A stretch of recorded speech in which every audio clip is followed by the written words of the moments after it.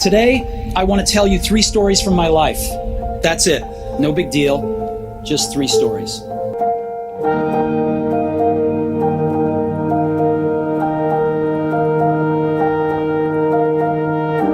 Halo guys, kali ini kami akan membahas perjalanan panjang pendiri Apple yang tak pernah menyerah walau dia dipecat di perusahaan yang ia dirikan.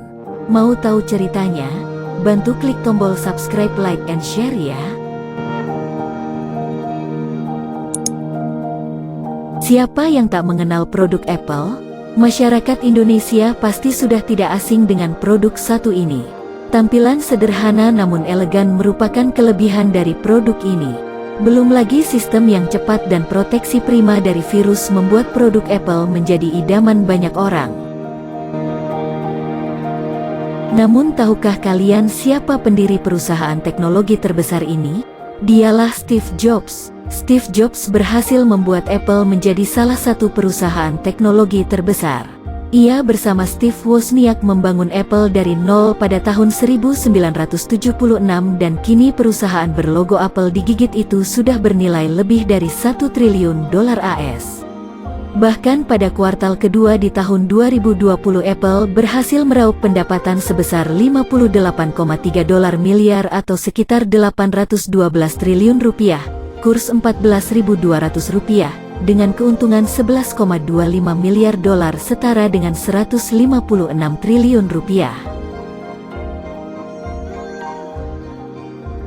Steve Jobs lahir di Francisco, tanggal 24 Februari tahun 1955. Ibu Steve Jobs yang asli, Joanne Siebel, seorang penganut agama Katolik, tidak bisa menikah dengan kekasihnya Abdul Fattah Jandali, karena ia seorang warga negara Suriah dan beragama Islam.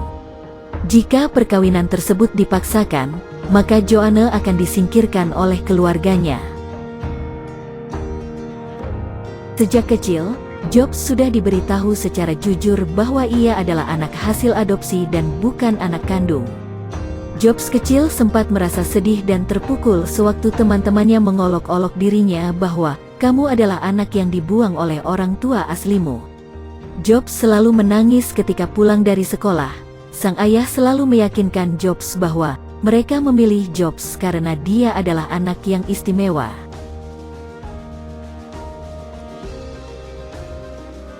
Lalu di tahun 1976, Jobs bersama rekannya Steve Wozniak mulai mendirikan Apple Computer di garasi milik keluarganya. Saat itu usia Jobs masih belia, yakni 21 tahun. Di garasi inilah, lahir banyak pemikiran tentang teknologi yang akan diterapkan pada Apple. Bisnisnya ini berkembang dengan pesat. Jobs dan Wozniak berhasil melahirkan beberapa teknologi dari Apple. Namun pada 1985 Jobs dipecat oleh Dewan Direksi Apple karena perselisihan kepemimpinan. Perselisihan tersebut disebabkan oleh sikap Steve Jobs yang terlalu ambisius.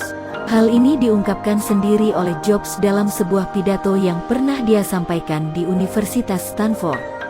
Today, I want to tell you 3 stories from my life. That's it. No big deal. Just 3 stories. Semangat yang ada dalam diri Jobs masih membara. Dia kemudian mendirikan perusahaan IT lagi bernama Next Computer. Perusahaan itu bergerak mengembangkan perangkat komputer dan sistem operasi. Next bisa dikatakan cukup sukses. Dari Next, Steve Jobs mengembangkan bisnis dengan membeli studio animasi Pixar. Setelah dibeli oleh Next, Pixar meraih sukses yang luar biasa. Pixar meraih sukses di mancanegara dengan film animasi Toy Story. Di sisi lain, Apple hampir bangkrut beberapa tahun setelah ditinggal Jobs. Pada awal 1993 beberapa produk Apple gagal di pasaran karena kalah bersaing dengan produk milik Microsoft. Kejadian inilah yang membuat Jobs kembali pada Apple. Di tangan Jobs lah Apple kembali berjalan hingga menjadi perusahaan teknologi besar. Perjuangannya terhenti di tahun 2011. Jobs menghembuskan nafas terakhir di Palo Alto, California, Amerika Serikat ketika usianya 56 tahun. Stephen Paul Jobs meninggal usai 8 tahun bergulat dengan penyakit kanker pankreas yang diidapnya.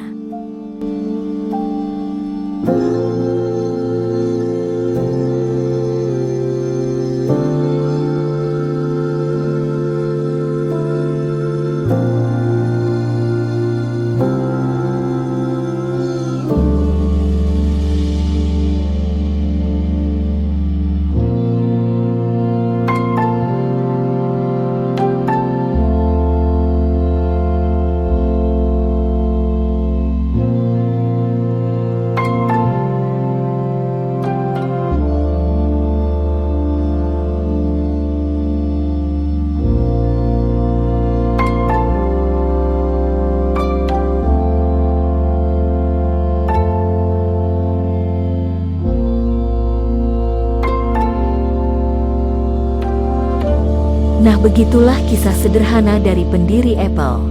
Untuk Anda yang sedang putus asa, yuk bangkit, jangan baper. Hidup itu indah guys. Semangat!